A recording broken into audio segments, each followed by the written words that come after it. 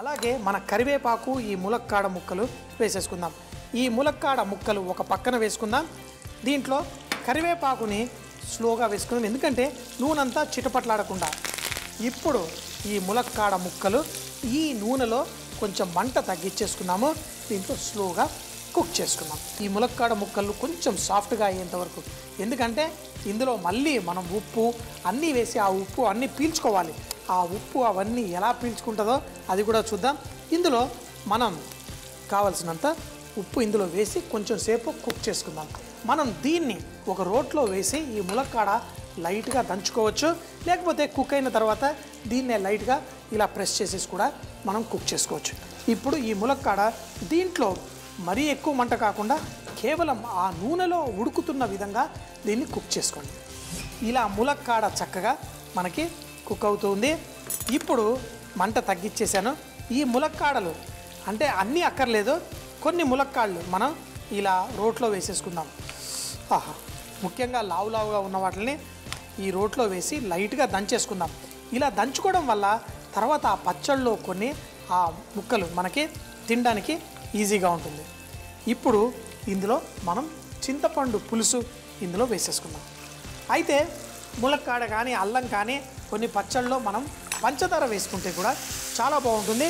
మీకు ఇష్టం ఉంటే వేసుకోండి, లేకపోతే బలవంతం ఏం లేదు. చింతపండు పులుసు పోసే ఈ చట్నీలలో నేను అనవసరంగా ఇది రోట్లో వేసినట్టున్నాను, ఇలా అంటే కూడా ఇవి నలిగిపోతున్నాయి. ఇందులో మనం ఆ పంచదార వేసుకుందాం. అలాగే ఇప్పుడు ఈ రోట్లో వేసిన ఈ ములక్కాడ కొంచెం దంచేసుకుందాం. నార నారలాగా మనకి ములక్కాడ మంచి టేస్ట్ అందచేస్తుంది.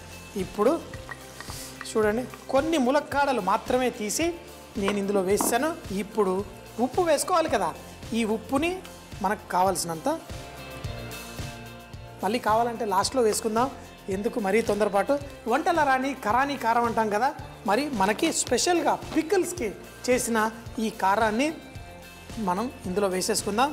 ఘాటు కొంతమందికి ఇష్టం, నాకు ఘాటు పచ్చళ్ళే ఇష్టం. ఇందులో కారం కావాల్సినంత వేసుకొని దీన్ని స్లోగా ఈ చింతపండు పులుసులో ఒక 4-5 నిమిషాల పాటు స్లోగా కుక్ చేసుకొని ఇంకా కట్టేస్తున్నాం చాలు అనుకున్న సమయంలో మనం ఇందులో నిమ్మకాయ పులుసు కూడా వేసుకుందాం. అలాగే మనం మెంతులు, ఆవాలు, ఈ జీలకర్ర పొడి కూడా వేసుకుందాం. నూనె మీకు కావలసినంత వేసుకోండి, ఎందుకంటే ఆ నానిన తర్వాత అందులో నుంచి ములక్కాడ ఇదంతా ఊరిన తర్వాత మనకి దాంట్లో ఆ నూనె పైకి తేలాలి. ఇందులో మన ఆవాలు, మెంతులు, ఈ జీలకర్ర పొడి కూడా ఇందులో వేసేసాం. చూడండి, ఈ ఆవాలు, మెంతులు, ఈ జీలకర్ర పొడి వేయడం వల్ల దీనికి మంచి టేస్ట్ వస్తుంది. ఇంకా ఆ నిమ్మకాయ పులుపు కావాలంటే దాన్ని కూడా ఇందులో వేసేసుకోండి. ఇంకంతే, మన పచ్చడి రెడీ. ఈ ములక్కాడ పచ్చడి కొంచెం అంత ఆ చింతపండు పులుసు వల్ల దీని రంగు ఆ ఎరుపు, ఆ చక్కగా ఆ స్వీట్ కలర్లా దీనికి వచ్చేసింది. ఇప్పుడు స్టవ్ కట్టేద్దాం. కొంచెం చల్లారిన తర్వాత పచ్చడి జాడీ కానీ ఇలా గ్లాస్ జార్లో కానీ వేసుకొని చక్కగా ఎంజాయ్ చేద్దాం. నువ్వు ఇంకేమన్నా చెప్పాలా? ఇంకేమన్నా అబద్ధం చెప్పాలనుకుంటే చెప్పేయి. నేను చూడాలనుకుంటున్నాను నన్ను మోసం చేయడానికి నువ్వు ఎంత నీచానికి దిగజారగలవు అని.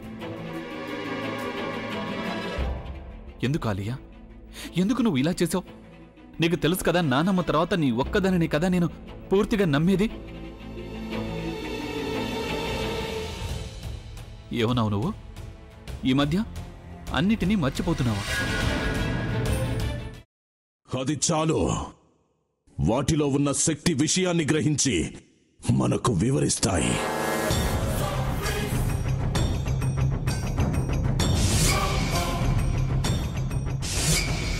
ఎవరు ఆ దండ విప్పొద్దు, గది తలుపులు తెరవద్దు.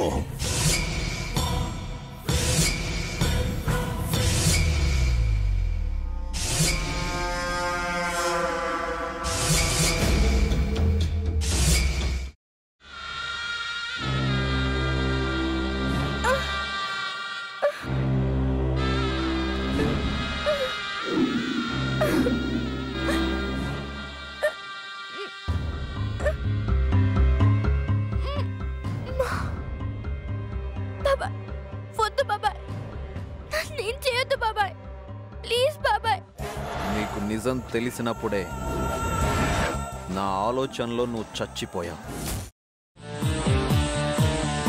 అబ్బా ప్లీజ్ కొంచెం తినండి ప్లీజ్. భీమారావు గారు మీరా? ఇగో మీరా కాదు సక్కుబాయ్. అవును, మీ పనామే లేచిపోయిందని చెప్పి కంప్లైంట్ ఇచ్చినావు కదా. రేయ్, ఆయన కంప్లైంట్ ఇచ్చింది లేచిపోయిందని కాదు, కనిపించడం లేదు అని. అట్లానా? సరే మేడం. ఇడియట్. ఆ వంట మనిషి పేరేంటన్నారు? రత్తాలు మేడం. ఏం పెద్ద మంచి, నీ వంట మంచిని కూడా మేడం అని పిలుస్తావా? రేయ్ హాఫ్ బ్రెయిన్,